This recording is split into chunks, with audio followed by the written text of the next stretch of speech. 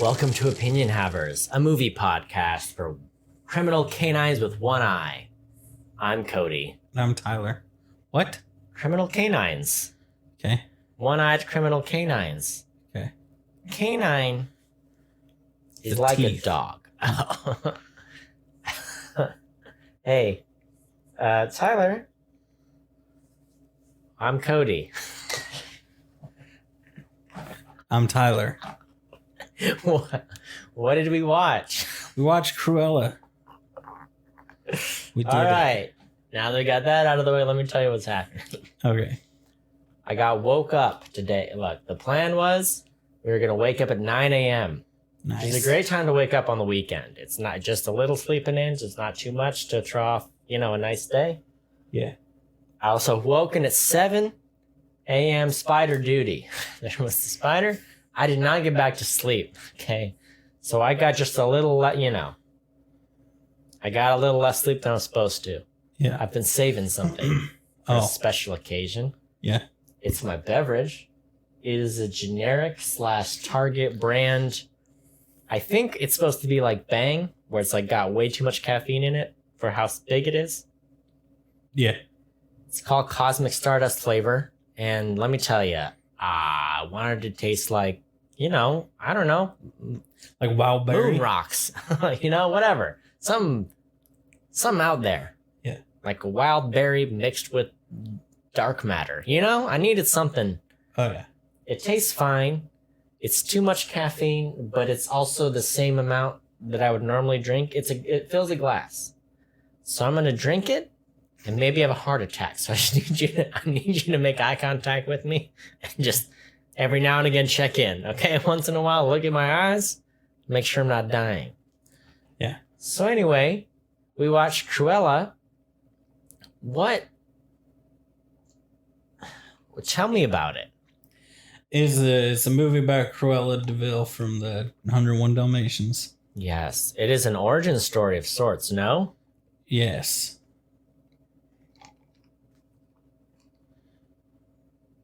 Tyler? Yeah. Tell me your first impressions of this film. We've all heard of it. We all saw the trailer. We thought it was madness. We thought it would never work. You've seen it now. Did it work? It worked for me. I was not excited to see it. Tiffany was very excited to see it. So we booked our tickets and then I worked late and we missed the showing. So what did I do? I booked the next showing. That's what I did because I'm a good husband. Yeah. When we went to go see it. Here's the thing. Here's the real heartbreaking thing. I ordered ahead snacks and treats for the first showing. They were long gone by the time I got there. What did they do anything for you? Nope. Did you go to the counter? No.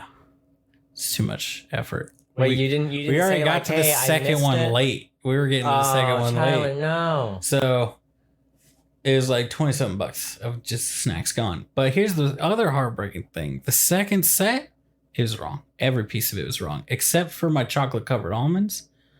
Wait, so you reordered at the counter? You didn't just say Okay. No, reordered no. on the app? I reordered on the app, but this time I got the F9 bundle, Okay. which is for the Fast Saga for some reason. And it's Doesn't branded. that movie not come out for another 3 weeks? Yes. All right. But yeah, they're ready. It's 2 popcorns. No, a popcorn, 2 drinks, 2 candies. But it's like supposed to be 2 large drinks, 2 large popcorns, I think, and 2 candies. No. I got like 2 small popcorns, No. 2 drinks, and 1 candy. Tiffany's candy nowhere to be found. Got 1 popcorn. 1 popcorn. What has happened? It was all falling apart, and I was like, I can't even right now with all this. I gave up. I gave up on life. No. Really, that's really what happened. And then I went to go see Cruella, and it really brightened my day. Okay. So the contrast probably really, really lifted the experience for you. Oh yeah. Wow. I got free vouchers. Boom. Okay. Here's the thing. When someone on your company classifieds page offers free movie tickets, you don't think, you just act. You say, I want them. Yeah. They sent it. They're like, I don't know if these expire. I don't know if they're so good. They've been sitting here for years. I can't use them. This lady at work who I don't know, I emailed her. She mailed them to me. I got them. Boom. Free movie. The yellow stubs pass, the yellow ticket, the yellow movie voucher for AMC never expires, and it works in 47 of the 50 states in our United States of America. Nice. So anyway, I saw this movie for free. Yeah, you did. I used my rewards to buy a drink. I made them upgrade my drink for free because I'm an AMC Stubs member, except it's not active, or it is, or it isn't, or A-list isn't active, but my Stubs might be still active. Anyway, she just did it. So I was very happy about that. That saved me 20 cents, which is a stupid amount of money to save, but I got it. Yeah, you did. We watched the movie. We got Coke because we're Coca-Cola fans. I am. And then Bailey's like, that is too light color. It's not going to taste right. I tasted it. I said it tastes fine. She's like, I don't think it does. Dumped it out, tried a different machine. And then I was like, this is the exact same. And she's like, well, let's try a different machine. Which that machine was out of Coke and ice. So then we went to a different machine. We got cherry Coke. She's like, see, that one's better, huh? I was like, it's the exact same. Let's go to the movie. So anyway.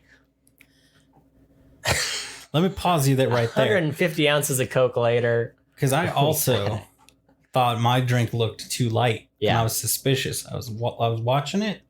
And I was like, this is going to be like club soda. And I tasted it.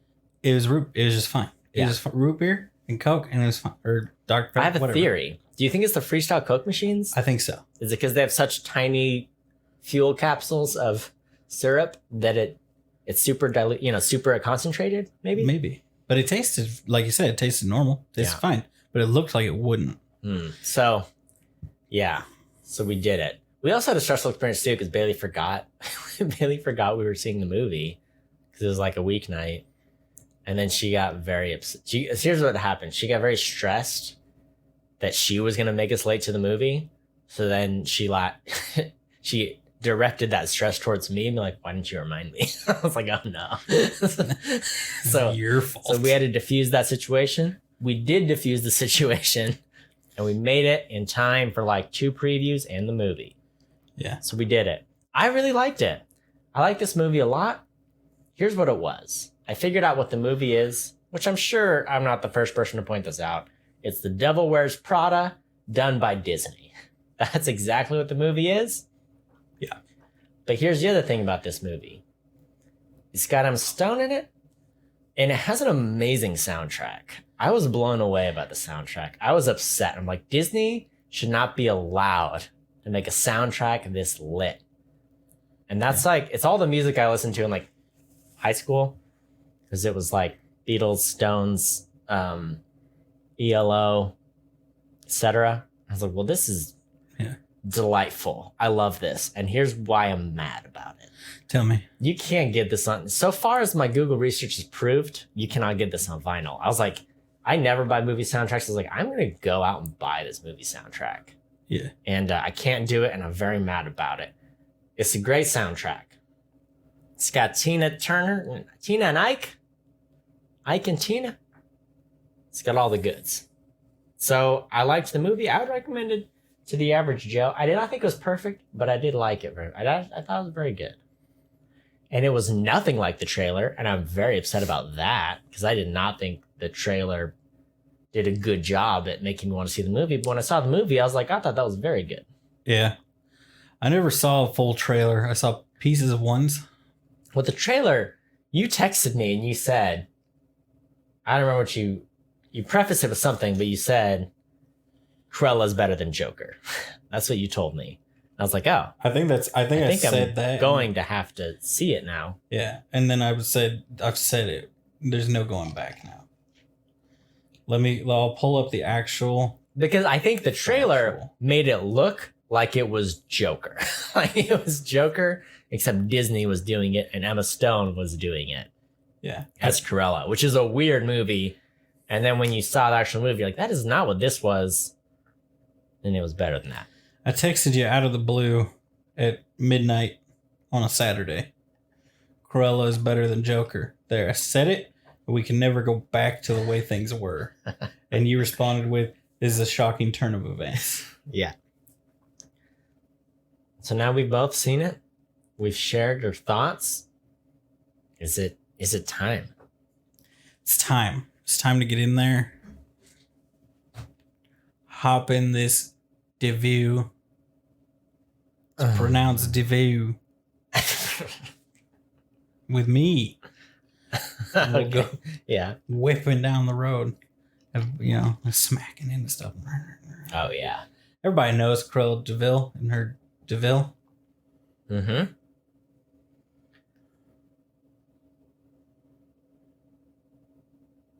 Spoil it.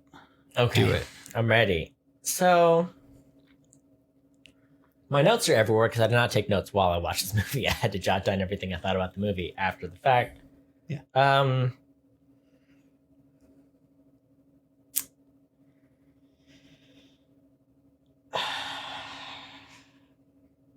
I have not gathered any thoughts about this. The movie starts and it's baby Cruella.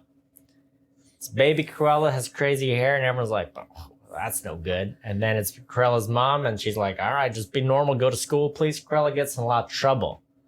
Yeah. It's not her fault, though, because boys are dumb. Yeah. All right, she's just holding her ground. I don't know. I thought it was a fun sort of like rebel, young rebellious kid getting in trouble at the stuffy British school. It was good vibes. I appreciated it. I don't know. I just really was expecting from the trailer that it's going to be like, enter the twisted mind of Emma Stone as Cruella DeVille. And instead it was just like, all right, here's her as a kid. And look, she's a little manic, but she's just standing up for herself, She doesn't want to stand by the, the rules of whatever. And I liked that. It was lighthearted. It was bright. It was fun. Kept it fun. Yeah. And then they took all the fun out of it. Okay. Yeah, let's talk about this. Why are Dalmatians always made out to be monsters in movies? All right. They're not monsters. They're just big.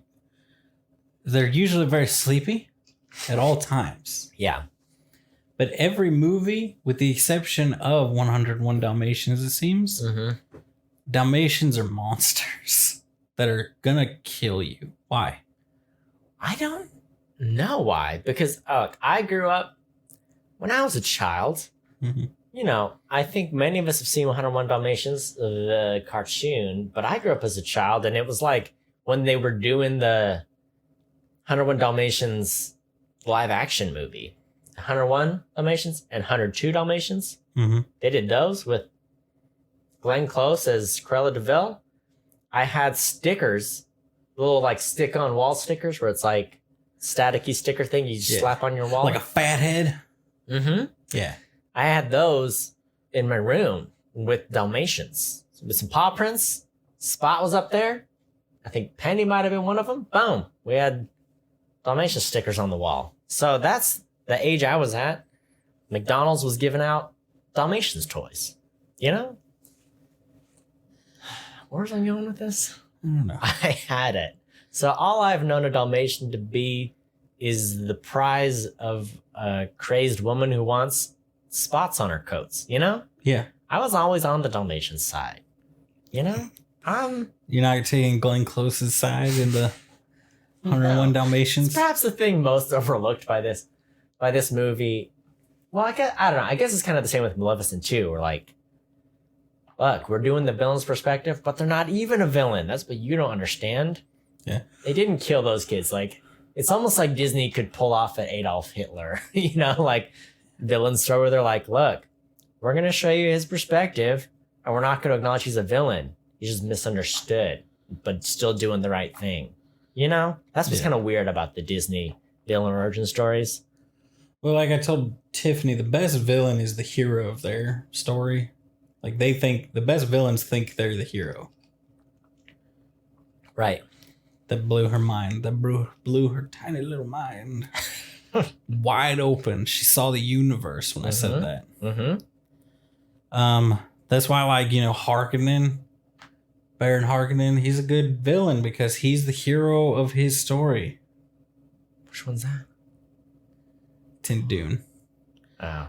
I try to throw in a Dune reference. I haven't seen Dune yet because it doesn't exist yet because Denis Villeneuve hasn't finished it. All right, since you asked, I'll give you an update. I have finished. Books, there's no TV show, there's no movie.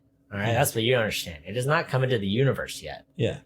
But since you asked, I'll give you an update. I have finished 4 of the prequel books. Okay. On to the 5th one. How many prequel books are there? I don't know. A lot. Mm-hmm. And you're doing all of them before the movie? Here's the thing. I wasn't going to, but at the rate I'm going, I might. I'm going pretty quick. All right. I'm proud of you. Anything to report? Anything I should know about? Look, it's wild. You know, all this stuff that's going down. The origin of the feud between the Atreides and the Harkonnen just happened in the book series, and it's wild. I was like, how are they going to make this work? They like each other, but then they don't.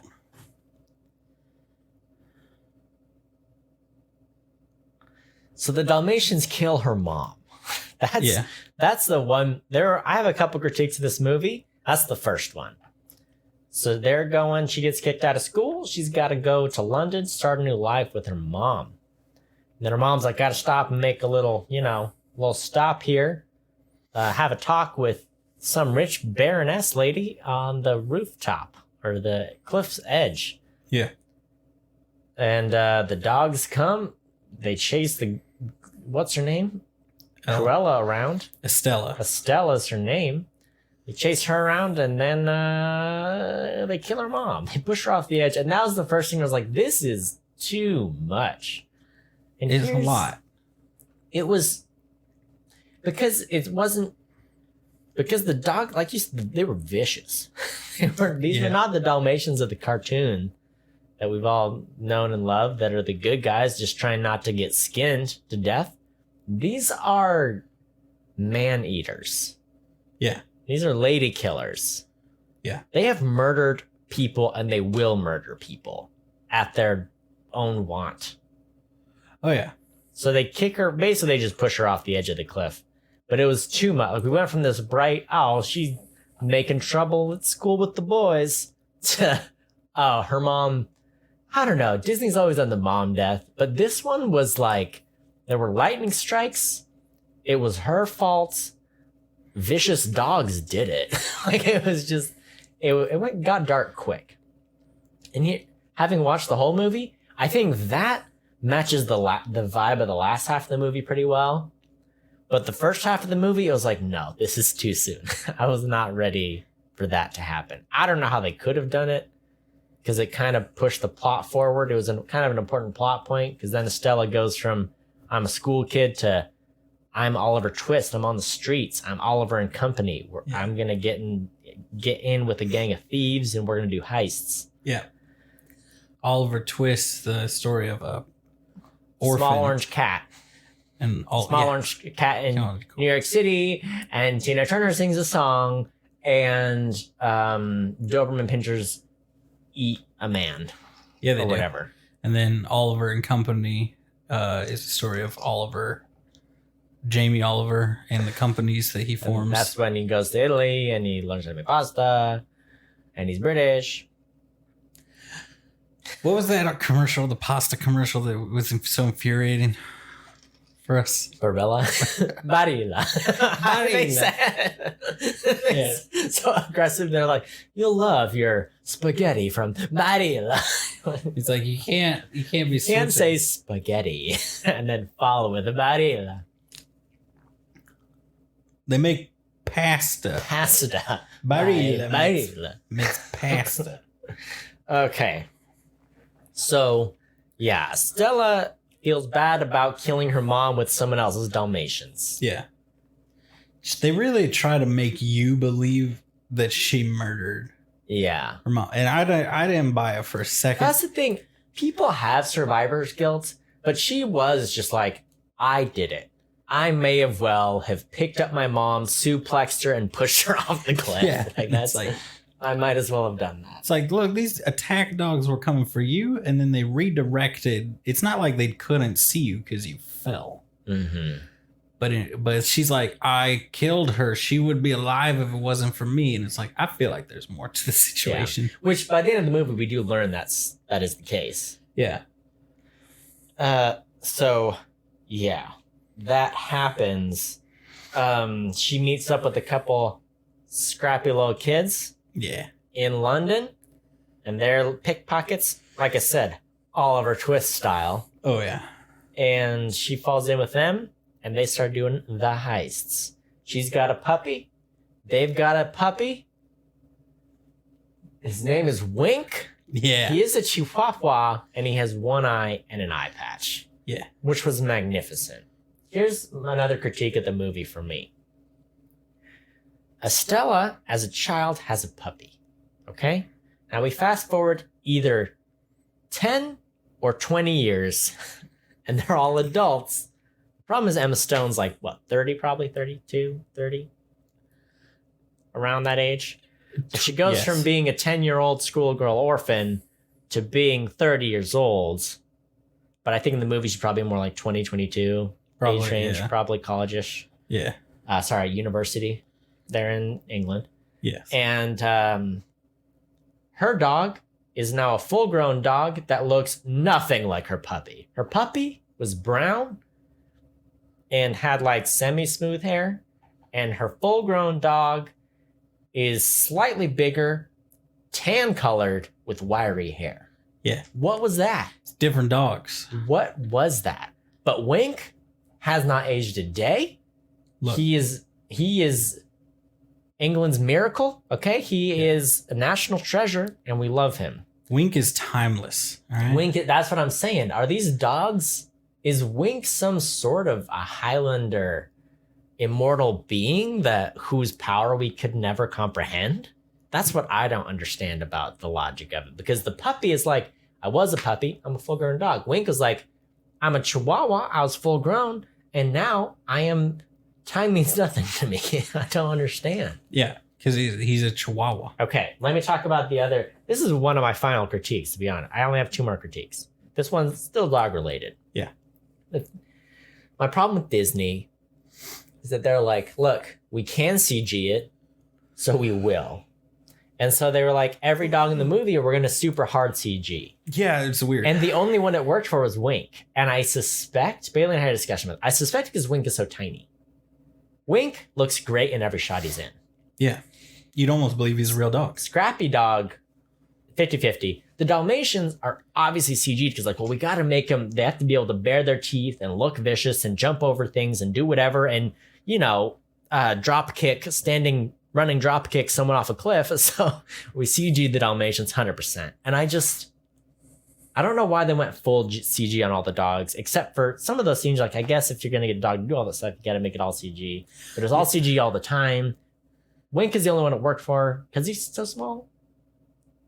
I also think because he's dark colored and he has like the eye patch. Like, he looks weird for a dog already. So you can your brain will ignore, I think, a lot of weirdness about him. Yeah. Whereas like her dog, there were scenes where it was just her dog sitting on a ledge. The Chihuahua too, like its legs don't do the full bending. It's just he scampers. He just goes along, kind of like a chicken legs. We're like, oh, they're straight and they just go.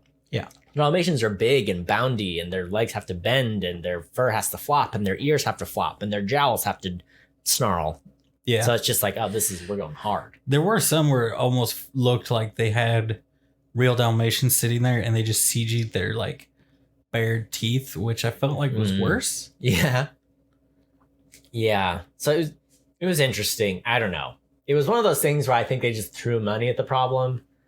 But it just, that was where it. And there's a scene later in the movie where Cruella goes off a cliff and does a parachute thing. And that was like super hard CG as well. And I was like, the dogs, I understand, because the dogs can only do so much. If you're going to make them do crazy things, you got to CG them. I was like, we couldn't just have someone CG, like the CG didn't quite work. Yeah. In a movie so grounded in reality, because they have these amazing, elegant costumes and sets and things. And then you have someone who's like, all right, sweet. Now this whole scene everything is CG'd. It was a little weird. Yeah, which I would think part of that is because of the CG storm backdrop of the whole thing, and trying to, because you got to make everything flutter right in the breeze, and they can never quite do that. Mm-hmm. Because it's like the tools to do that correctly are like in video game engines, but they don't Yeah. look as nice as movie CG engines. They needed so- to like do it as a wider shot or like not make, because they made Yeah. it close enough. They're like, I can see all these details and they look weird. Yeah. But anyway, so that's my second to last critique. And the last one's going to come later. Oh, So we're going to hold that one. not yet though. Let's talk about some goodies. Oh, okay. I talked about the music soundtrack. It was great. Let's talk about the casting. So I thought the casting was spot on. I'm Did trying you to think of anyone in the film that I was like, should have casted it different. What were your thoughts on that?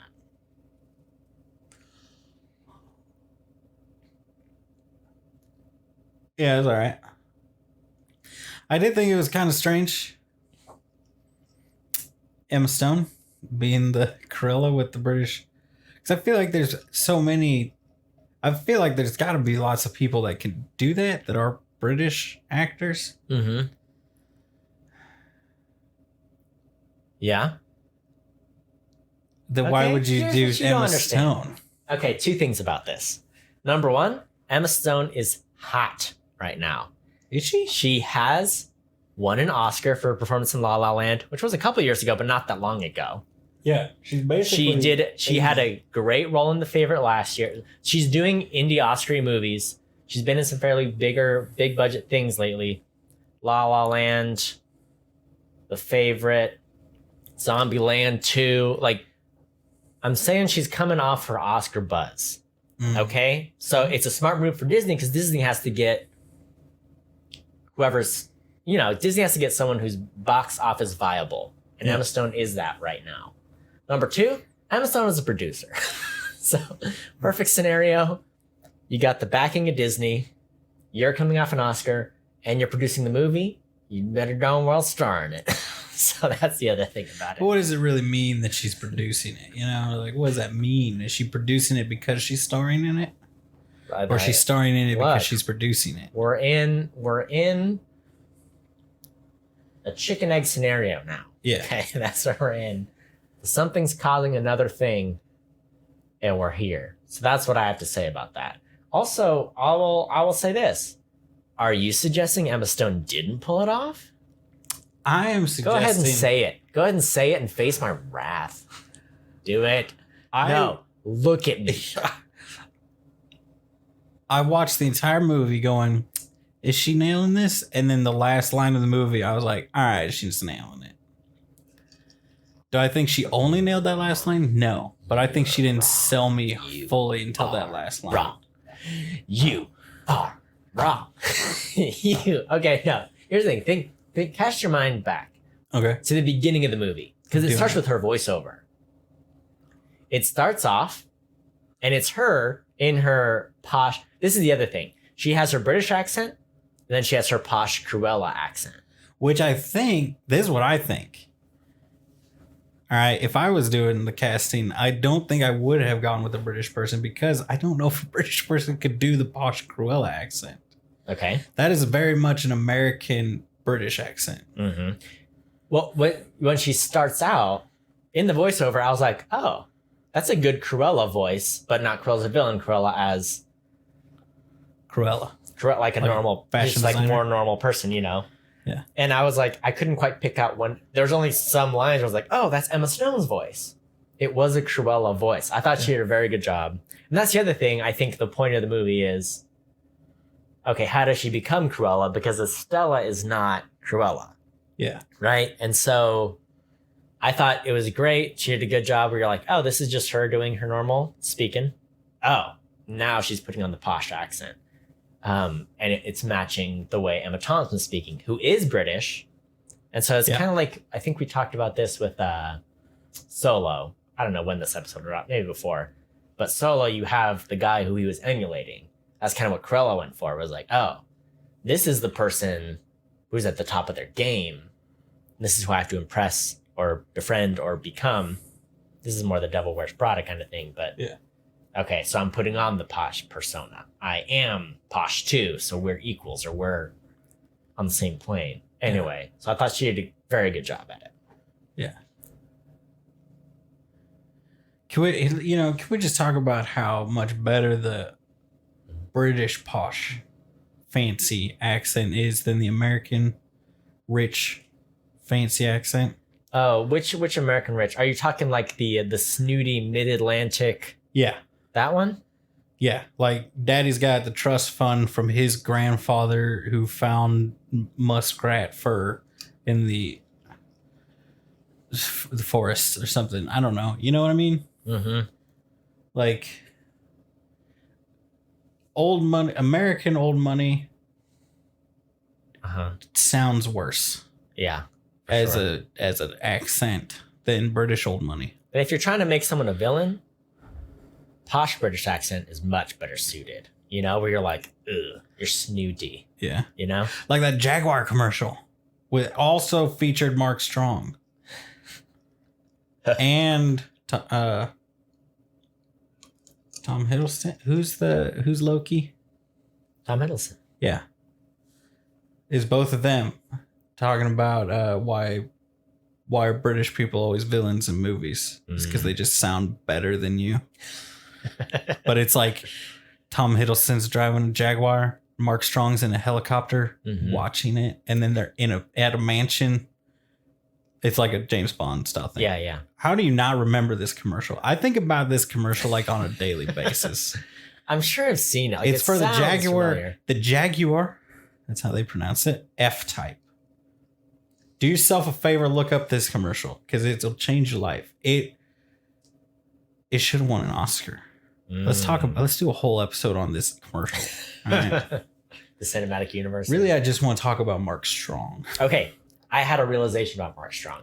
First off, Mark Strong is always good. He's a strong I've never boy. seen Mark Strong in a movie and been like, this movie would be better without Mark Strong. However, I never realized how beaky his nose was until he got caught in the wrong angle. Okay. Mhm. Mark Strong, he's always you see him forward, head straight on, portrait style. You're like, oh yeah, Mark Strong. You see him slightly at an angle, you're like, oh yeah, Mark Strong. Now, if you see him at an obtuse angle, like from behind-ish, their hidden angle in this movie where I saw all of his nose in all of its beakiness. And I was amazed. I was shocked. I was like, I can't unsee this now. Now in every shot, his nose has doubled in size for me. Did you see that angle? Were you aware of the beakiness? Or was it just me? I mean, Google Mark Strong nose from behind. I'm looking at pictures of Mark Strong. Mark Strong schnoz. My favorite picture of him is like before he decided to just start shaving his head when he was going bald. Oh. He does not look great. And then he's like, you know what? Oh, and then in this they had a flashback where they gave him a wig. Yeah. Which is a little weird to see. But it's just, he's one of those guys that he's like, I look like a balding man in the end of my life. Maybe I should shave my head. Mm-hmm. And then he became hot. All right? Yeah. It's like what every balding guy hopes he's going to be like. Right. Also, everyone hopes for the Dwayne Johnson. Let's just say Mark Strong. I'm going to throw this out there, and I defy you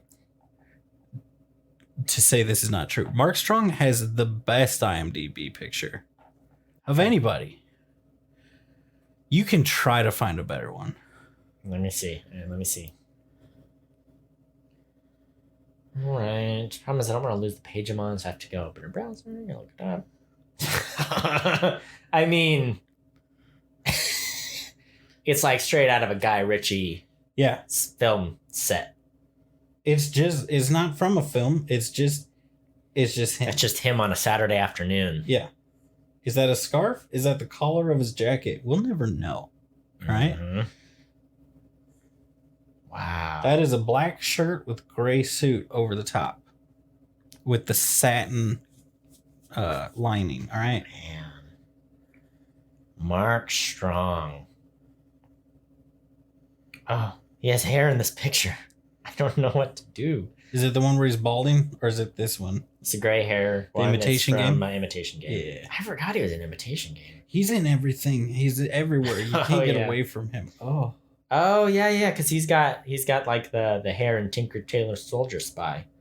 That's the one. Okay. Yeah. Wow. Okay. Wow. All right. So Mark Strong was in this. Yes, he was. Tell me more. I mean, I told you about my schnoz thing. I feel like you're not even there. You didn't see it. You didn't see what I saw. He has a large nose, but I feel like, I saw an angle that changed the way I view him forever. That didn't happen for you? No. Let's talk about beak nose. I watched Maleficent.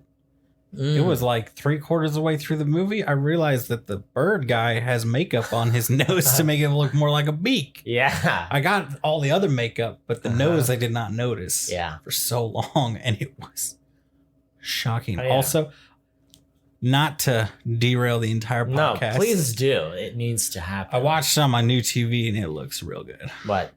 Maleficent. Oh, yeah? 1 or 2? 1. Mm-hmm. Looks very good. When are we going to watch all these movies again as they were intended to be watched? On your TV? Talking about 1917. We're talking about Blade Runner. Oh, my gosh. Talking about the others ones. I don't know. I guess you'll have to redo all these episodes. Yeah. But in 4K OLED. Stop. Okay. Let me tell you, here's what you need to pop on your TV. This is what we'll do after this. You throw on like the newest SpongeBob movie. Oh, the colors pop, Cody. Oh, they pop. It's so colorful. Blow your mind. Take your mind. Boom. I'm ready to have my mind blown. I guess I just need to be there. Yeah. If only you had the Dolby app to use to. Dolby, I hate Dolby now.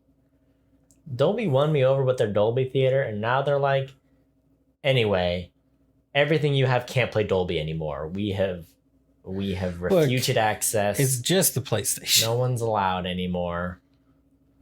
There's also, here's a fun fact. They did the Dolby, is it the sound or the visual?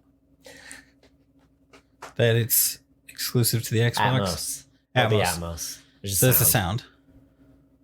I don't think there's any, first off, as I told you, it was already exclusive without it being exclusive because they offered it to Sony and Sony said, we don't need your dumb thing. So I feel like it's Sony's fault. You know? Mm-hmm. It's kind of like CD Projekt Red being like, I don't know why Sony won't put our game back on their store. And it's like, oh, maybe because they're like, we don't refund games. And you're like, ask them for a refund, nerds. Talking about Cyberpunk. Mm-hmm. Oh, that nightmare? It's fine. It's fine. You can't buy it on your PlayStation right now. It was so bad. It's fine. People were so upset about it. Yeah, because they're a bunch of whiny babies. And then I still saw that like it had pretty good reviews, which very confused me a lot. Yeah, because it's fine. It just is buggy. That's the thing. If it was a Bethesda game, everybody would have loved it. But it's a CD Projekt Red game, so they were like, this is literally worse than what Hitler did. That's what I was just thinking. Like that is about the reaction that happened. The worst thing to happen to come out of Poland since Hitler. It's just like, it's like, what? Yeah. I mean, yeah, for sure. Yeah. Here's the thing about this movie. I told you it was Disney does Devil Wears Prada. Yes. Devil Wears Prada was pretty good, I think. It came out a long time ago. We all saw half of it. We've all been there. I've seen half of it several times on FX. This movie, Disney does this thing where they're like, hey, I want to make this very big budget movie. It'll be pretty good. It won't be perfect, but it'll be pretty good. It'll like it. It's not going to get nominated for Oscars, except that we're going all the way in on costumes. Basically, this movie is an excuse for costumes. This movie is a 2 hours long fashion show with a plot loosely woven in around the clothes. Yeah. That's what this movie is. And you loved it. I mean, yeah, it was cool. It was good for clothes. If you like clothes, if you wear clothes, you may just like this movie because the costumes were excellent. As always, Disney's like, oh, we can pay for the very best costume designer we can get, and we'll get on the Oscars radar just for that alone. Oh yeah, there were some good ones. Here's my question. Why do you think Disney wanted people to look at this and think, oh, it's like Joker? I don't know. Have they done it? They haven't done like, I guess they did Maleficent, which this is I just watched Maleficent right before watching this one. Yeah. Very different vibes. Like Maleficent is the story of Sleeping Beauty. At least the first one. I don't know about the second one yet. First one. Second one's its own. Second one's. Yeah. Yeah. And it's like Second one's a sequel. it's one of those classic things where they're like, oh, we're gonna tell it from the villain's perspective, and you'll see that they weren't the villain, you know, that kind of thing. Yeah. And Cruella is just a prequel, like the Joker, but it's for Cruella DeVille instead of the Joker. Also, the further we get from Joker, the less I like Joker. Yeah. You know? Joker was a moment in time. It's like Annihilation. The longer I go without seeing it, the more I hate the movie. You can tell me Barack Obama liked Annihilation and it's on his top movies of the year list all you want, and I will still tell you it was not a good movie. Here's the thing. I love that. My wife loves Alice in Wonderland. You didn't pick up on the Alice in Wonderland stuff, if I remember right. What do you mean? In Annihilation. And I said it was too heavy-handed, right? That was the difference. Yeah. So I told her, this is what they say. And I quoted her some lines from the movie. And she's like, they're just reading the book. They're not even like trying to make it witty. And I was like, that's my problem with it. It's a bad movie. Yeah. It's just like Joker's like, I get it. It's one of those movies where it's like, if you get it, you don't like it that much, but you thought, I get it and I like what you're doing, but I don't like the movie, but I like what you did with the movie. And if you don't get it, you're like, I want to give this every award because I don't get it and I want to pretend like I do. I think Joker benefited so greatly from being in the middle of the comic book cinematic universe thing. Yeah. I think if Joker came out in 2006, it would have been nothing. Yeah. You know, it would not have been, it could have been the exact same quality and it would have been like half the audience and like 20% worse reviewed. Yeah. That's what I think. I think it really benefited from being the dark underbelly. It's like, you can have your end game. I want a comedy director making Taxi Driver. That's what I want. You're like, all right, you can have that, but it's not, I don't know. Because this is my problem with that movie. Joker? Is the end of that movie invalidates the entire movie. Yeah. You know what I mean? Mm-hmm. Where it's like, so none of this happened. Or it all happened. Or parts of it happened. And then at the end, so that's why I'm like, I feel like if you get it and you understand what's going on, then you're like, I like what you're going, but I feel like I like what you're doing here, but I feel like you wasted my time. Yeah. And if you don't get it, you think it's the best movie ever made. So basically, I'm saying everyone who gave that a good review, they're dumb. They don't understand. But we did give it a good review, I think, right? Yeah. But that was just 2 years ago. Yeah. When it was good, not now when it sucks. But this movie didn't go that route. Right, you know, like it's the villain telling their story, so they twist it to make themselves the hero. It's just a move. It's like the good way of doing it. Yeah, I would agree. Like, here's the hero before they're like the crazy person, you know, where they're still thinking they're the good guy trying to do the stuff. And then later down the line, you could see where they'll get to that point, but that's way down there. Right. Also,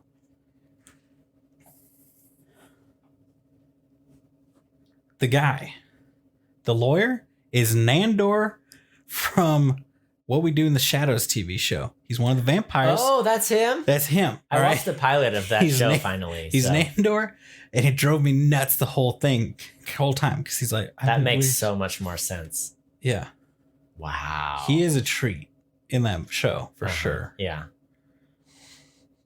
I was like, I wanted so bad for Guillermo, guy who plays Guillermo, to show up. Just because, like, I wanted him to be like, oh yeah, we'll work together. But he didn't, and I was disappointed. Yeah, it would have been a fun tie-in. Yeah. Wow. That's a linked universe. Also, I felt very smart for being like, he's the guy.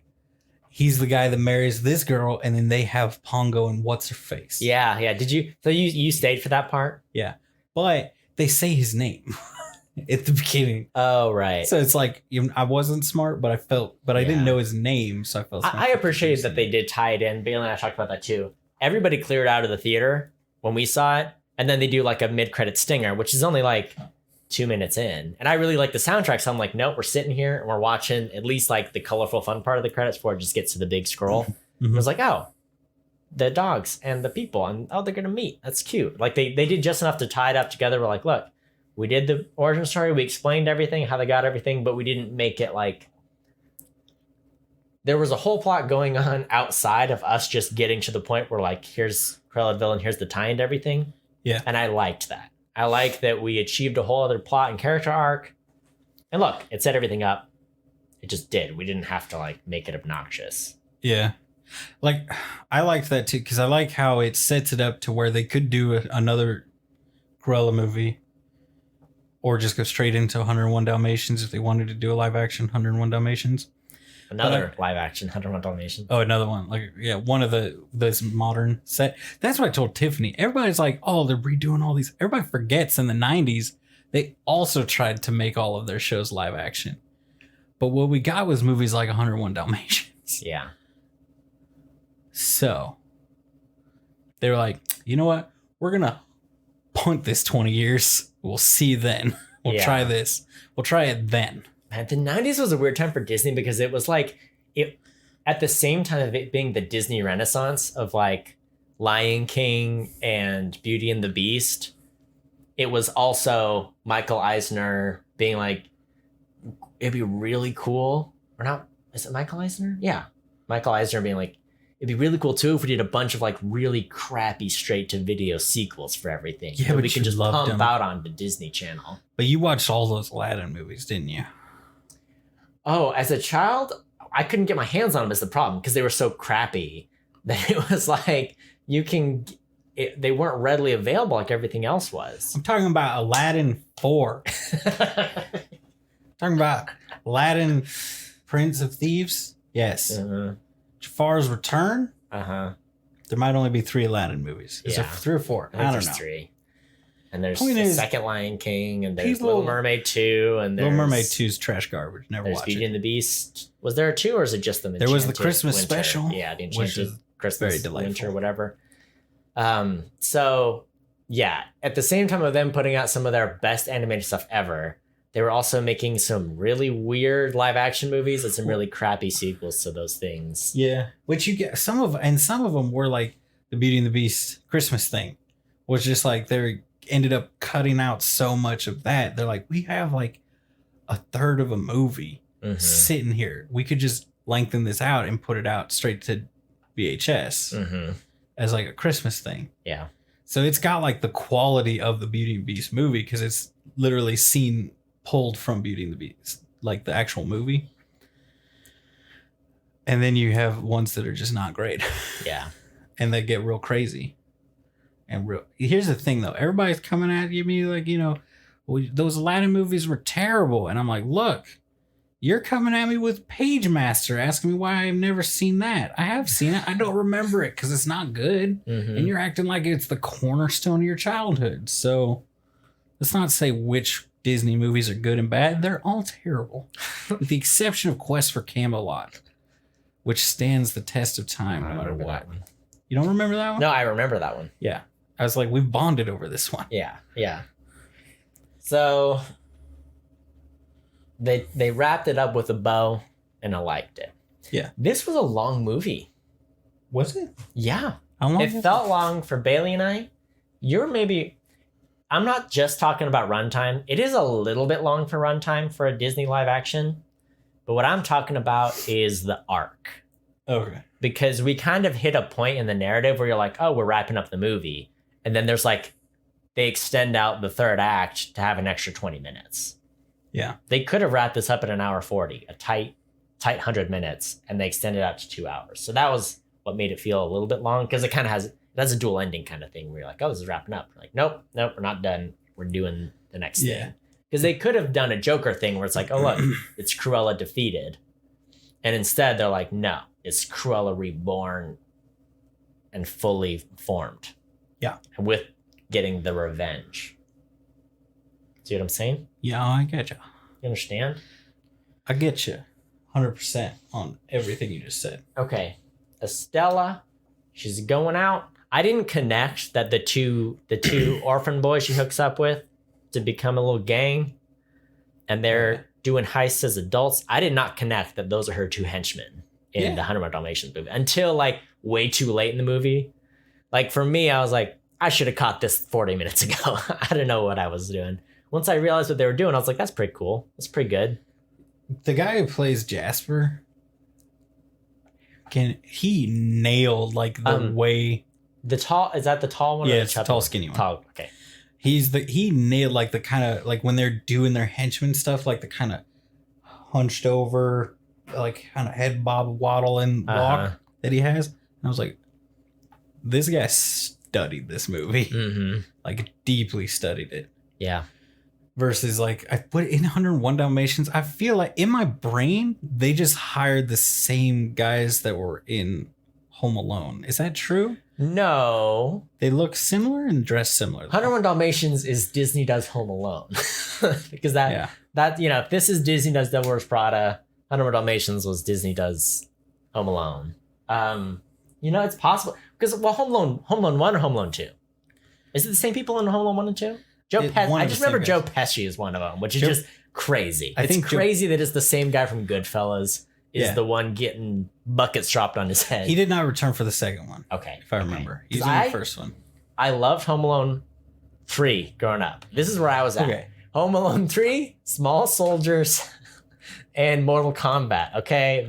These are some of my go-tos. I didn't see the original Home Alone until I was a grown man. Okay. And I have never seen Home Alone 2. Is Home Alone 3 the one with the little kid? A random kid with brown hair. He's got like a remote control car that he uses with a camera on it? Probably. Okay, that's a bad movie. It's not Kevin McAllister is the thing. It's just like a different dude. Yeah, it's a bad movie. Yeah. I just want you to know that. Cause I know it's a bad movie now because I watched it the same time I watched Mortal Kombat and Small Soldiers. Yeah. The first good movie that was like my go-to movie was Lord of the Rings. Okay, so I was in a whole other realm of movies. We're working with VHS tapes. Okay. Yeah, that's what we need to watch. I got the 4K Lord of the Rings trilogy that came out. I had to drive all over the place to find that too. Oh yeah, it's very difficult to find. Yeah. Okay, who are the dudes in 101 Dalmatians? That's 1990. Oh. Okay, there's Roger. Which one's Roger? Jasper, Horace. Okay. Yeah. Roger's played by Jeff Daniels. What? Okay. Jasper is played by Hugh Laurie. Okay. From House. No. Yes. Guy from House. And what's the show he's in? The old one. Not Laurel and Hardy. That's the old one. Know. He's in that sketch show, the British sketch show that nobody in America watched, but he's very famous and well known in the comedy scene. Okay. Then Horace is Mark Williams, who you may know from Arthur Weasley in the Harry Potter movies. What?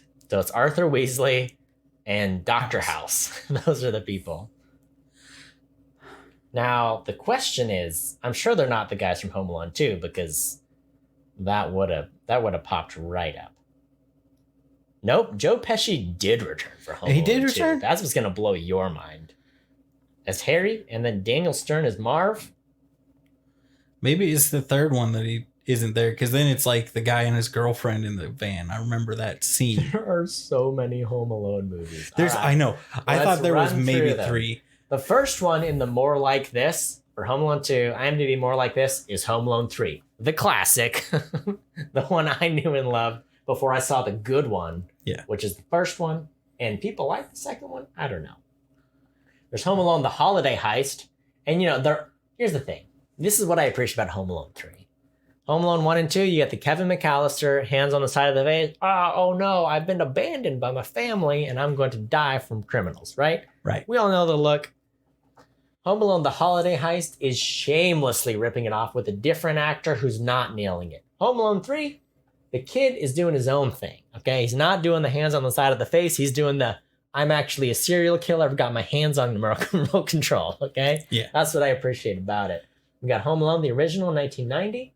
We got Home Alone 4. Once again, doing the hands on the face. It's not working. You're not Kevin McAllister. That's 2002. Any others? I guess that's it. So there's like 5 Home Alone movies. Many more than I thought. Yeah, there's only 2 that you should bother watching, right? Yeah, when Tiffany brought this to me, because she loves all of them, I knew about one and Lost in New York, which is the second one, featuring Donald Trump. No. Yeah. No. I know the Donald Trump thing. Oh. Home Alone TV series, 2019? I don't think it actually... Yeah. It says the plot is unknown. It can't have actually happened. It says 6 episodes, though. What is it? What is this? I've gone through this same thing multiple times. Oh, it's from Netherlands. Yeah. It's in Dutch. Okay. Yeah. All right. It's not an American thing. So there you go. There's 5 Home Alone movies, and there's a Dutch Home Alone TV series with no plot summary in IMDb. Since you brought it up, Cody. I'm assuming the Dutch one's a horror film or like Probably. a horror series. Almost definitely, All right. right? Fair enough. Since you brought it up, Cody. Oh, yeah, I did. Can I tell you my favorite interview question anybody ever asked Donald Trump when he was running for president or was president of the United States? Mm-hmm. Yeah. Somebody with like a Oh, no. microphone. Is I it think- the way where I don't? I think I've bet seen you not that. thinking this. He's like, he asked him. He's like, Mr. President or whatever. What drove you to eat the pizza backwards? And he just asked him. He asked him like 3 separate questions about the Pizza Hut commercial in the '90s for the stuffed crust, where he turns the pizza around, and he's not having any of it, and I love it. Wow. But he does answer, I think. Was there one? Just very Maybe non-committally. it was either real life or it's an SNL sketch, but like someone asked about Home Alone 2 and he was like, I wasn't in that. Was that real life or was it an SNL thing? Where like denied being in Home Alone 2? I think that was real life. Where he forgot about it and then someone I proved hope it it to was him. in real life. I think it was real life. And then he's like, oh, I got forgot IMDb about up here. You are in. it. He's also in Little Imagine Rascals. having a life so mystical and ridiculous that you forget you were in Home Alone 2. He's also in Little Rascals. I don't know if you remember that. Oh yeah, well, because He's- like Whoopi Goldberg is in that, and there's like a bunch of like.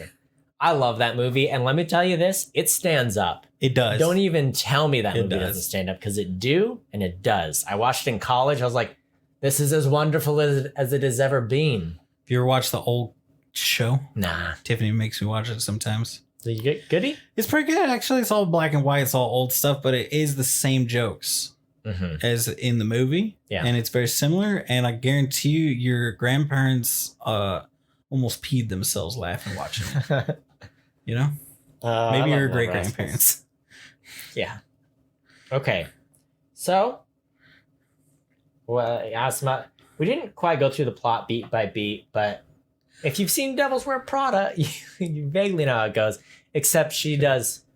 Estelle's good at clothes. She loves making costumes for their heists, and that's how she goes. She's working for the big department store. No one wants to do anything with her, but then she designs the window drunkenly. Yeah. The window display, and it's all radical and out there. And the Baroness sees it and is like, that's the first good window display I've seen in 10 years.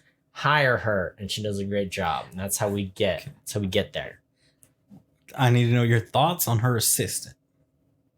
Her assistant, wait. Hold on. Not the manager of the department store. Yeah, he's just a department store guy. Which I saw him in something the other day, and I was like, that's the same dude. It's actually gonna drive me crazy now. Oh, yeah. Mentioned it. I He's in- just saw him in something else. Yeah. He did look familiar, so I've definitely seen him. Gotcha. Okay. He was. Yeah. Hold Oh, on. Give it to I'm me. gonna find him. Tell me. Okay, no, I'm not. What was his Oh. name? Greg. He wasn't the same guy as the police commissioner, right? Because they looked vaguely familiar, and I was like, this is not the same dude. Gerald? Gerald. He was in. Oh, he's in Fleabag, which is like a clip or two of. He's in Paddington, which we have to do one of these days. We can't. Oh, Miracle Workers. He's in Miracle Workers. Okay, yeah. That blew my that's- mind a little bit. I was like, I have seen him recently. Which is a good recommend, by the way. Miracle Workers season 2 is delightful. Yeah. I've seen it all now. I watched through it all. was I've great. binged both of those in one day. Not like individual days, but it took me one day each. Wow. Yeah, So that's a good one. I saw you going down that rabbit hole. So, what are we talking about? The assistant. The assistant guy. What was it? See, now I'm blanking out. The super posh guy that's like gives her the card, but she's like teeth, and he's like, you know, and he's always flustered about everything. That guy. Okay. You know what I'm talking about? The actor, I think it's the actor Ed Birch. I'll scroll down. I'll tell you. Is it Ed Bird? Oh gosh. Yeah. No. Am I wrong? Yeah, I don't know. All right. Look, here's the thing. Tell me what you want to say. Your piece. He was very flustered, and he was always very well dressed. So I just wanted to know your thoughts on him. I mean, I'm on board. I guess it would be him. He doesn't strike me as a head of security. You know, he struck me more as like a personal assistant than the head of security. But Mark Strong is her butler, and he's the one that strikes me as the head of security. Yeah, that's just because he's Mark Strong. So strong. He's so strong. So strong. So strong. Mark Strong. So good. I have so many questions about the cast. So the guy who played Jasper, Joel Fry. Oh yeah, he's in Yesterday. Game of Thrones. Some dude. I was gonna say, I was like, he does look familiar, because I think he's like one of the Dornish princes in Game of Thrones. Dorne is like the south, but it's like if you took Egypt and smacked it on the bottom of England. That's what Dorne is to everything else. Okay. We talked about Jasper. Are we gonna talk about Horace? Are we doing Horace? We talk about Horace. Paul Walter Hauser. Are you pro or con? I liked him. Yeah, I like him too. He was great. I think he's very good. He's been in a lot of, so many big movies the last couple of years, because he was in I, Tonya as like the guy who does the knee clubbing because he's an idiot like that. He's that guy. Yeah. The guy who, like, the dude who's like, I'm basically a black belt. I just never took the test. That kind of guy. Oh, yeah. It's like, I'm trained in many weapons. He's also one of the KKK guys and Black Klansmen, like clueless, white supremacist, racist dudes. Yeah. He's the main character in Richard Jewell. I like him. I thought he was good. My only complaint is I feel like he was the hard comedic relief, right? I think they needed to dial him back like 20%, because I feel like most of his stuff worked pretty well for me and I really enjoyed it, but he needed to go back just on a few pieces, bits and pieces. I mean, that's what Horace and Jasper are, right? Jasper's getting stuff done, and Horace is just there. But horses are linked to Wink, and I love their relationship. He says, I'm going to kiss you right on the mouth, and I don't care where it's been. Yeah. Oh, he's so sweet. Wink, he's a good dog, all right? Yeah. He puts his life on the line to capture the Dalmatians. He's in it, I appreciate it. He is in it. And he's doing it. Is fully committed to the team. So, all right, Estella is working for Baroness lady, but she's got to make her own name, and she can do it. She doesn't want to just give her designs away. She's got to become her own. She's her own person. And that's kind of where the Cruella thing starts. So she becomes Cruella to make this sort of rivalry with the Baroness, because she realizes the Baroness is actually the one who killed her mom. Yeah. So she's like, I got to take her down. Yeah. And then it turns out the Baroness, this was an interesting plot twist. The Baroness is her birth mother, and she just tried to kill the baby, but Mark Strong saved her and sent her to be adopted by the mom. So that's where the link all happens, and that's when the revenge has to happen. Yeah. And this is where, so Cruella starts staging crazy upstages of the Baroness at all the fashion shows, which I really appreciated, like the spectacle of it. I thought it was very good. That was an interesting way to kind of capture the counterculture. And it was like, oh, the Baroness, look, she's high fashion and she's the established name. And But Cruella pops in and is like, nope, we're doing rock and roll. We're out there, we're loud. And I liked it. Yeah. I appreciated all of it. Yeah. And everybody in the movie liked it. All the reporters were all about it. They're like, yeah, Cruella's cool. Like, this is it. Now but when it gets to the point where instead of her just being like, oh, Cruella's like my design or whatever, it becomes, once it's like, oh no, the Baroness killed my mom, I need to get revenge. That's where it takes a turn. Yeah. And this is the turn I didn't like, because she switches very quickly from Estella doing fashion design stuff to upstage her to, oh, I have to get my revenge. Now I am the Joker. Like now I'm cruel. I'm Cruella full time. And I think the switch happened too quickly. And because it's not like Joker where like, oh, she becomes the Joker. She just puts on the facade of Cruella, but just commits to it. So you're like, well, you aren't Cruella. Yeah. But she just commits to being Cruella. That's what, and the switch, I don't know. The switch just happened so quickly for me. I almost wish it was more like, oh, she is becoming Cruella versus I just decided to be Cruella. That's my last criticism of the movie. Yeah, which I've seen actually a couple. I've just realized in a couple different origin stories of Cruella. Uh-huh. And it is kind of always how they play it, where they'll introduce her as this like sweet young thing, you know? But that's not actually how she is. She's actually like the crazy Cruella and just pretending to be sweet. And that's why she snaps so quick to the other one. So I think that's what they were kind of trying to go for, is that's how she was closer to that when she was younger. And then she tried real hard to be normal. And then she's like, F it. But her being Cruella, she has the posh accent. And she is, that's... Yeah. I don't know. So that's my only criticism. I do like her as Cruella. She does a very good job. And I think I like how she wins over the Baroness, because she basically just mimics the Baroness's personality, where it's like, oh, I'm stuck up. I'm savage. I don't suffer fools. Yeah. The major difference being the Baroness just kills people. Yeah. Cruella doesn't just kill people. Yeah. She can't do it. She's good. She never really does just kill people. She wants puppy fur for coats. That's what I'm saying. Like, you can see how this Cruella can get to that point where it's like, she's never going to like become a mass murderer.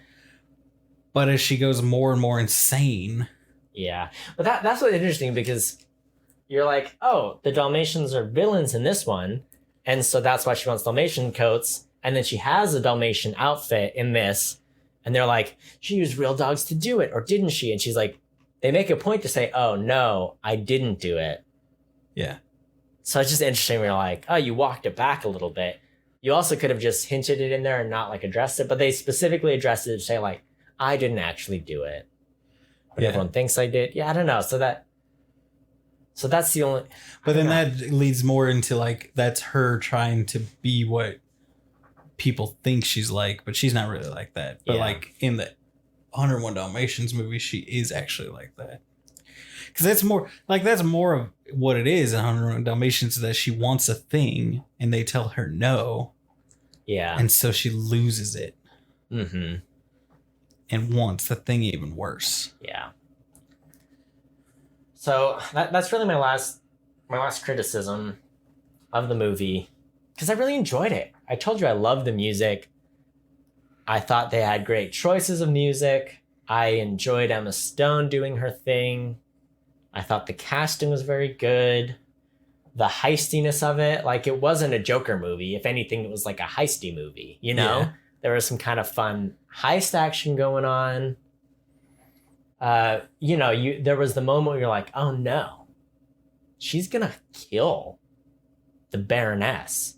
And instead, she just frames the Baroness for Estella's death, and she emerges Cruella. Yeah. And I thought that was a great twist, because they really did play it up like, oh gosh, she's gone crazy. She's gonna murder somebody. And it's like, nope. She played it just the right way. Yeah. And now she's got her inheritance. She's got the DeVille. She's got the henchmen. She's got the fashion. And the building. The building, the Hellman house. Yeah. She pulls out man. This is Hell House. She don't need no man. Except for all the men that she needs to do her dirty work. So like Artie. She needs Artie. Artie, okay. I had a debate with Bailey about Artie. Yeah. Okay, and this is something we could talk about this movie. The representation in it. I saw a very funny meme about it. And I'm not mad about it, but it is funny. It's like it is a big deal if you cast a minority role with a different minority or with a white person, right? Right. If you whitewash something, it's very bad.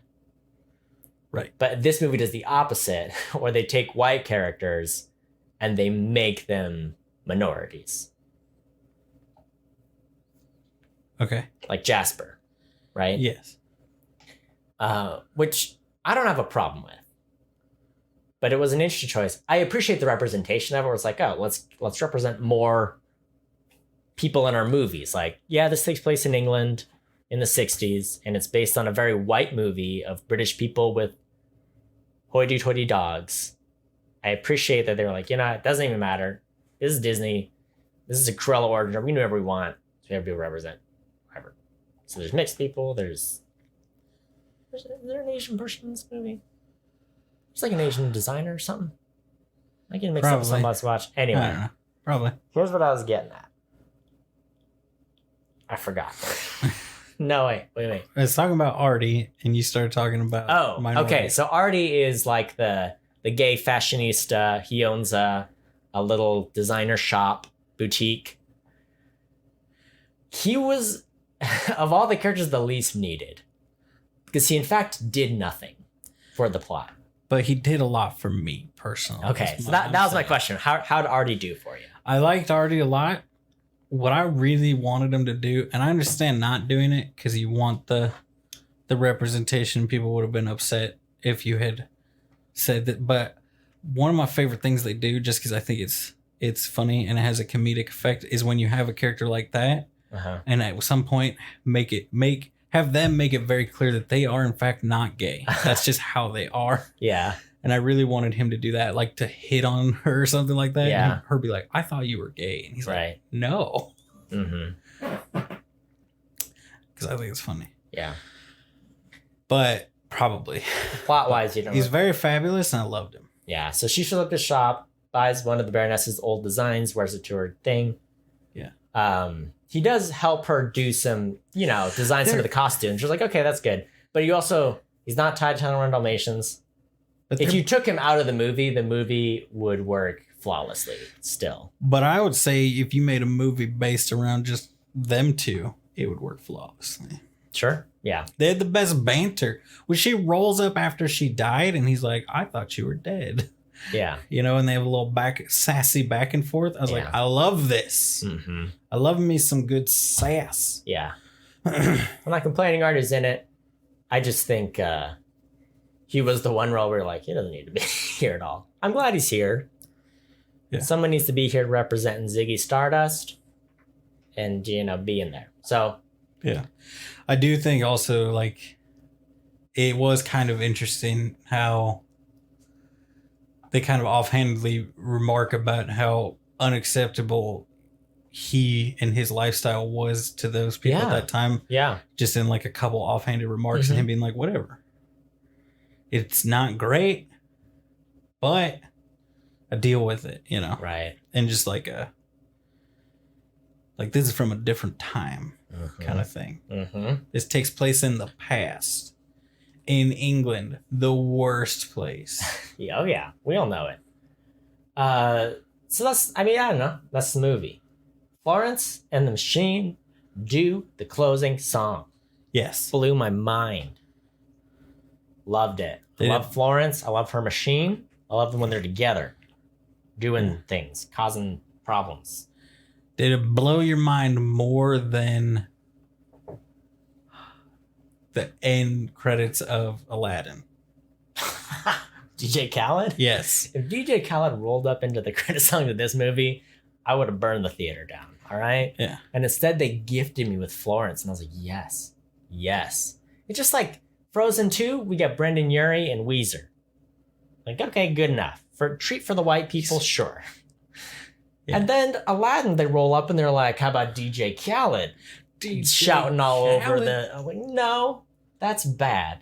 And now they've come back around full circle. They gave me Florence, and I'm at peace once more. Yeah. Everything is as it should be. So my question is, I did wonder a little about the director. Okay, so here's the thing. Just found out a moment ago, this person also directed Lars and the Real Girl, I, Tonya, The Finest Hours, and $1 Million Arm, which are all, I haven't seen Finest Hours. The other three are actually great movies. I love Lars and the Real Girl because Ryan Gosling is my boy. I, Tonya is wonderful. It's got the same guy who plays Horace in it. So I was very curious about the director. He's great. I'm a little bit curious about the writers as well. See, I almost feel like that's a mistake too, to go with so much CG of someone who's done like indie movies. Mm-hmm. He's not like an effects or CG guy. I mean, this is a big old machine, but yeah. Same writer as Isn't It Romantic, and did some episodes of New Girl. So that's pretty cool. And the other writer wrote The Favorite. Remember that movie I talked about earlier? Yes. Emma Stone was in and got an Oscar nod for. So is that the one about the British, the Queen, and she likes one more than the other, and they try to kill each other? Yeah. Okay. A good one. Yorgos Lanthimos, my most loved / hated director of the art films. Yes. He makes movies that I hate, and then he'll make a movie that I love, and I hate him for it. Yeah. So that's an interesting cast, interesting crew. I'm a little surprised. I saved kind of seeing what the reviews were till now. What are you guessing? What would you guess this is going to be? I mean, I had it pulled up, but it's sitting at like a 75 on Rotten Tomatoes, isn't it? Maybe. Its Metascore's like 59. So the tomato meter is 74, but the audience score is a 97. Yeah. It's a crowd pleaser. I think people be pretty happy with it. It was good. I mean, I think it's in terms of like Maleficent, other things like this, I think this is way better. Yeah. Why are critics not liking it? They say it's a cash grab. Yeah. No nuance. But there's a good writer and a good director and a good cast. So but if we're gonna do a cash grab, let's get those pieces. Let's get someone who's been nominated for Oscars for directing movies, someone who's won Oscars for acting in movies, and writers that have done interesting stories and funny movies and stuff. Let's get them all together, and it's a pretty good product. If we're gonna Disneyfy everything, let's hire those people so that there is a good backbone to it. Because this had a great soundtrack, good cast, some good I thought they pulled it off. This movie that I did not want to see. Not that I didn't want to see it, but based on the trailer, I would not have seen it. Yeah. But now I have seen it, and I was like, no, that trailer was wrong, and the critics are wrong. Because this is a pretty good one. Are you trying to say that the film editor of the bi-weekly Phoenix Quarterly Tribune is wrong about this movie and saying that it didn't like it? It is, and we need to burn that building down.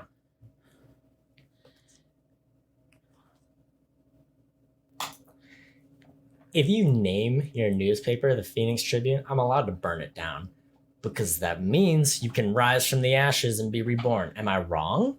I think there's a legal precedent that if something's named Phoenix, you're allowed to burn it. Yeah.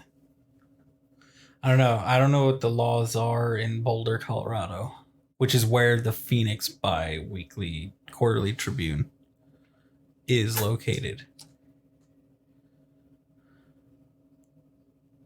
Here's what I hate about reading those things is it's like you read through there and it's like Time, I loved it. This is an amazing movie. Roger Ebert is good stuff, you know. People magazine is good. Some random podunk town in Iowa's like regional magazine. Mm-hmm. I didn't like it because the gay guy or something, you know. It's like you should not be on the tomato meter. You should not be adding to this. You should be slapped down. If they can get in on the tomato meter, we should be part of the tomato meter. All right, that's what I'm saying. Yeah. I mean, I hear you. I'll call the tomato, and I'll get us on that list. Yeah. I will go buy tomatoes right now and I will throw them at movies if that's what they want. I think it is. I don't know how the tomato meter works. I just know every time I read through the reviews, I've not heard of any of the places. Yeah, for sure. It's like, I don't trust any of you. Wow. Well, that's mostly how I feel about this movie. I liked it, and I would recommend it to most people. Yeah. I think. So you're glad I texted you at midnight. I'm really glad you did, because I may not have seen it right away, and I wouldn't have been able to get the word out. This is good. I've had to fight Tiffany off from buying the premium access to this. Because as you know, somehow magically we got Raya and the Last Dragon premium access. Yeah. For nothing. So I looked at this one like maybe lightning will strike twice. But no. Aw. I will tell you, my wife has seen Raya and the Last Dragon in theaters 3 times. Because it's the only movie that was playing. And yeah. basically, if I was like, I need you out of the house for a couple hours, that was the go-to. Go see a movie. What's playing? Right. Bunch of R-rated Korean horror movies and Raya and the Last Dragon. Yeah. So she saw Raya a bunch. She likes it. I also watched that on my new TV. It looks very good. Nice. I mean, yeah, Raya was a really good one. We did an episode on Raya. Oh, yeah, we did. Okay. I'm going to go out on a limb here. Of all the Disney movies the last decade, these cash grabby movies, a lot of them are the live action remakes, right? Your Cinderella, your Beauty and the Beast, your Aladdin. This is a little different because this isn't just a remake of a movie. This is like an origin story that did not exist. Yeah. So I think that gives it a little more, I think that makes it less cash grabby to me. Mm-hmm. I'm just going to say, of all the Disney live action things that have come out the last decade in this thing, I think this is my favorite that I've seen. Yeah, I'll agree with that one. And part of it is because it is like, at least it's an original thing. It's not just like, it's not a beloved tale that already existed that it's like, we're not going to make it better than that, but you sure can try. This one, I thought they picked a good crew. I thought they picked a good cast. It was a success. It was not perfect. Like, I wouldn't give it a 10 out of 10, but I would not be bashful at all to recommend this movie. Yeah. I just want the soundtrack. I need Ike. I need Tina. I need ELO. I need the other ones. They're going to get enough people wanting it that they're either going to do it or tell some third-party company that they're going to sign the paper saying they can do it. I wonder if it'd be expensive. Just with, I mean, I guess they didn't directly use Beatles songs. They used like an Ike and Tina song that was a Beatles song. You're asking, is it too? It's Disney. Yeah. Well, what I'm saying is there are some people where it's like, you can stream this, but if you're going to want to print it on vinyl, like, is that additional rights that you need? You know what I'm saying? Yeah, I mean, printing it versus just sampling it in a movie is different licenses. Yeah. So, I mean, the CD exists. You can get the CD. You can get the MP3 of it. You can stream it, I think. Okay. But there's no vinyl as of yet that I've seen. Yeah, which they do make vinyls, but they recently discontinued some. I know because I bought one for Tiffany for Christmas, and I just recently got the email saying, look, it's never coming because it's discontinued. Wow. It's very heartbreaking, but we'll move on. I won't. I'll die on this hill. I will start a crusade for Disney to go, I don't know. Disney, do it all. Aren't you? If you're gonna make toys for this movie, if it's gonna be a cash grab, get the merch out. Here's the thing with the vinyl, though. Yeah, because like a vinyl of this nature, because you get like Jack White, right? He's famously White Stripes. Jack White is very particular. Oh yeah, about it, right? Oh yeah, about the vinyls and does all the stuff, and he's a hard man with entrenched opinions. But he's like very. He's an analog purist. Yeah, like the his most stuff. staunch analog purist that ever existed. But it's like above, like he goes above and beyond what most people do, right? For the yeah, vinyls. no, he's like, this cannot be digitized at all. We're taping in the studio to get the masters to put out an 8-track to put it from 8-track directly to vinyl. That's what we're doing. That's the process. That's how it goes. If you make it digital at any point, then the whole thing has been a waste. Which, here's my thing, my stance, you can disagree, but you're wrong. He's right. As soon as you make it digital, as soon as you record it onto a hard drive to then put on a vinyl, you have defeated the entire purpose of the vinyl in my mind. Not the entire purpose. You might as well have a CD at that point. This is where I'm coming from. Okay. This is the thing that people don't talk about when you're collecting vinyl, right? And I think this is what a lot of like the Gen Z, the Zoomers, I think this is what the Zoomers are doing with their vinyl collecting. They're like, hey, everything in our world is digital and fleeting. It's TikToks, it's Snapchats, it's stories. It comes and it goes. It's here and it's gone. And it's here today. We love it. It's gone tomorrow. We don't care about it anymore. Yeah. And a vinyl, and I think a lot of Zoomers are doing CDs now too, but a vinyl is your way of saying, hey, here's a physical thing that I have. I have of it.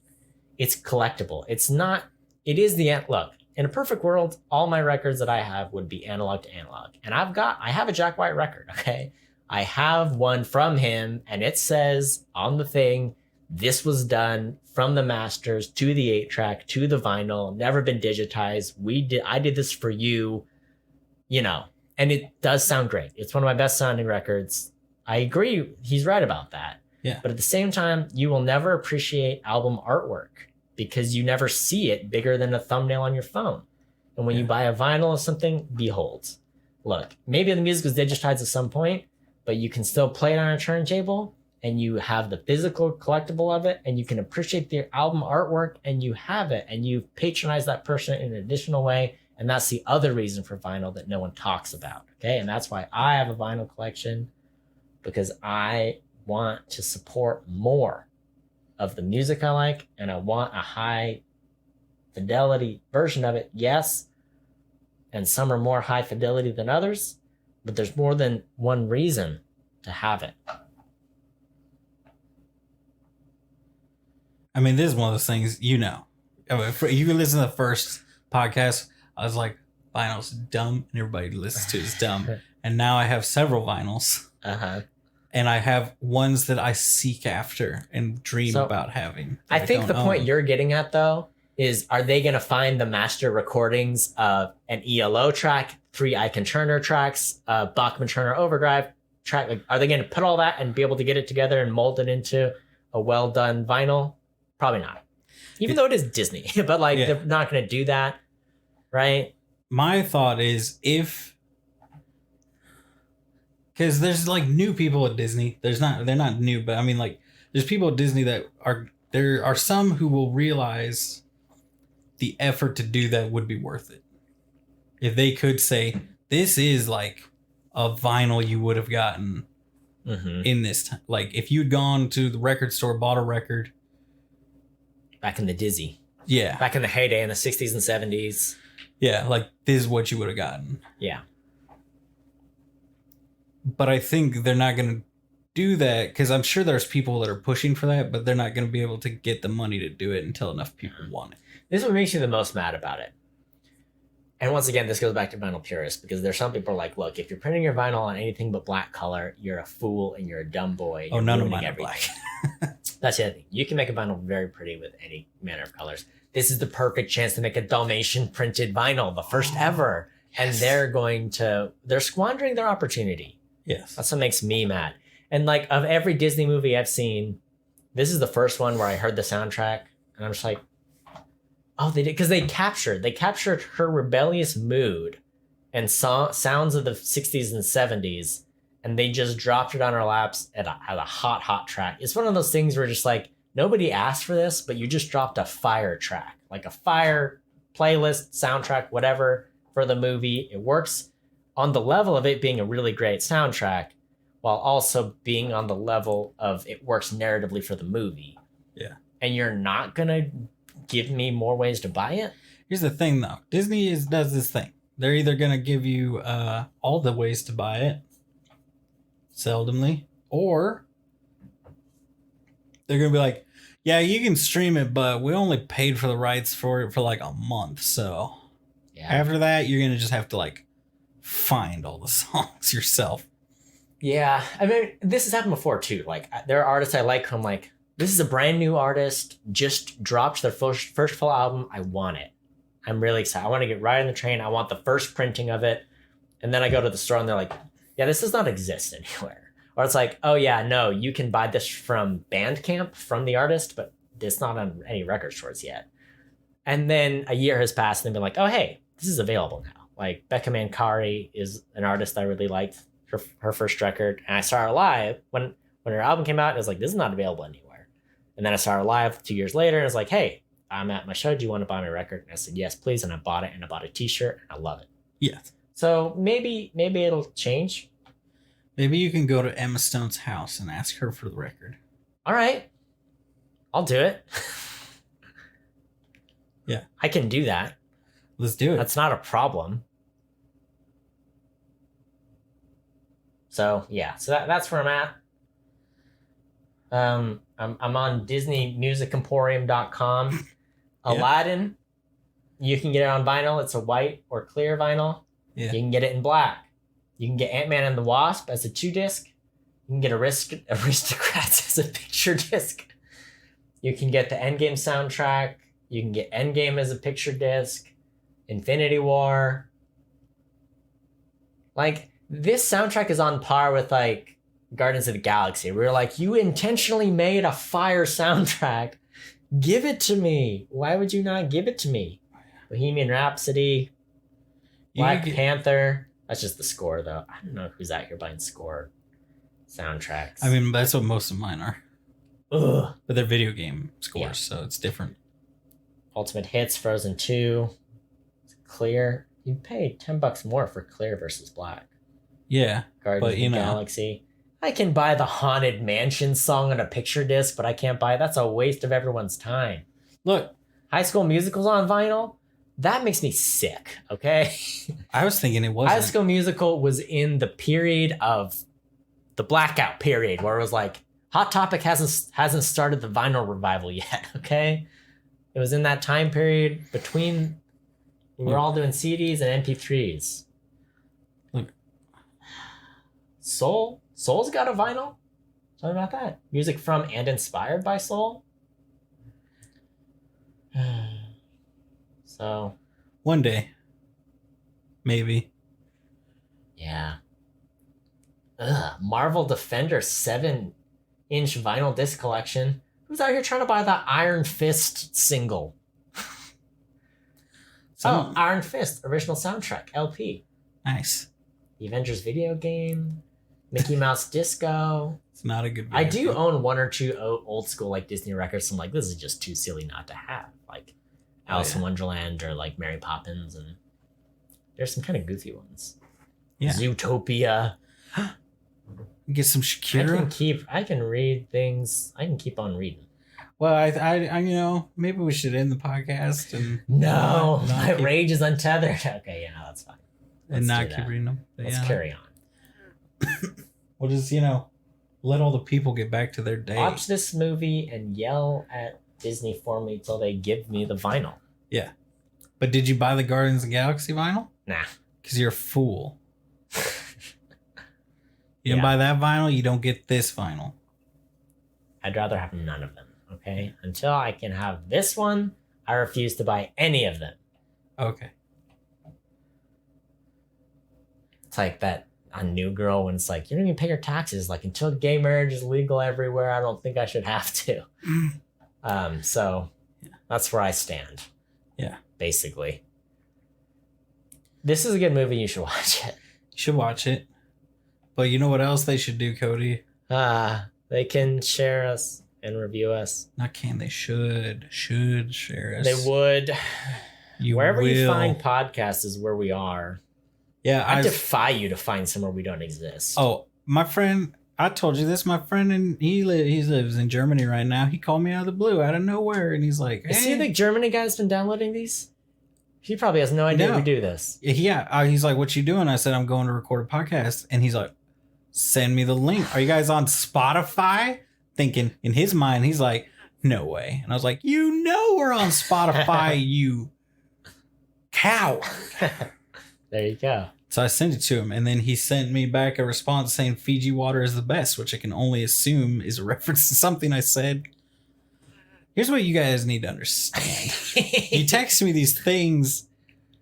I don't know about Cody. I don't remember a word I said in the podcast. I remember about 3%. I've got about a 3% call rate on things you've said on the podcast. But people, it's one thing to reference. Well, the problem is, too, we record an episode, it comes out like 2 to 6 weeks later. So that's already a feat. Yeah. You know, there's some outrageous things on here, but like try to remember something you shared 6 weeks ago. Yeah. It's not going to happen.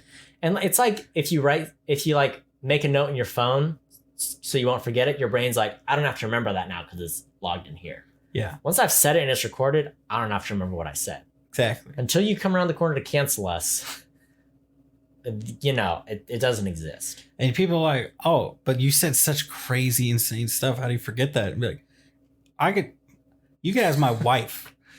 I say nothing crazy on this podcast compared to what I say to her. Out of nowhere, I will drop the most insane little facts or thoughts in my head. Yeah. She has to live with it every day. You can yell at us on social media also. Oh, yeah. At Opinion Havers, Facebook, Twitter, Instagram, MySpace. Mastodon. Just two dead At platforms. Opinion Havers. Tyler, I'm very excited about the memes Tyler's been sending me. I hope those carry on. Been making the memes. It's reviving me. It's giving me hope for a brighter future. So I'm ready. So engage with us. Yell at us. I'm ready. I'm here. Give us a thumbs up or You got a laughing reaction for your last meme, your Star Wars meme. They loved the people. Spencer, he loved it. Yes. One person reacted. Yes. We had an engagement. That's what matters. Yes, that audience engagement. That's what we need. That's what we're gonna get. Oh, Jamie will just like text us about an episode from like 4 months ago. A quote from like, Jamie, you're so far behind. I'm so glad you like it. You're gonna be listening to this episode in 2022, and I'm gonna be like, did that movie ever come out? Mm-hmm. Yeah. Did we ever do an episode on Blade Runner? Yes. We did? I think so. I don't know. Oh. Let's go. Thanks for listening, and until next time, watch movies. And have opinions. Here's the thing. I need to see with my eyes that this vinyl's not available. So I need you to go on an adventure with me. All right. That's the problem. We're going to go break into Michael Eisner's house. Take him hostage. Yeah. Demand the vinyl. Yeah. That's the entire plan. Is that the right guy? I mean, he's not in charge anymore, and he hasn't been for like 15 years, but yeah, he's the guy. Okay.